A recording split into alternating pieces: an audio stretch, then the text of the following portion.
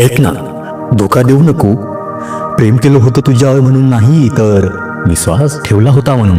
माणूस प्रेमावर नाही विश्वासावर जगतो, आणि तो एकदा तुटला की शब्दांचे अर्थ बदलतात, आठवणींची जळजळ वाढते, आणि मग थोडं अंधारात जातं, जास्त सावलीत जातं. पण एक गोष्ट लक्षात ठेव, जे जातं ते शिकवून जातं, जे तुटतं ते मजबूत बनवतं, आणि जे आपल्याला फसवतं ते आपल्या भविष्याचा भाग नसतंच. म्हणून रडू नकोस, थांबू नकोस. जिथे आदर नाही तिथे स्वतःला रोखू नकोस.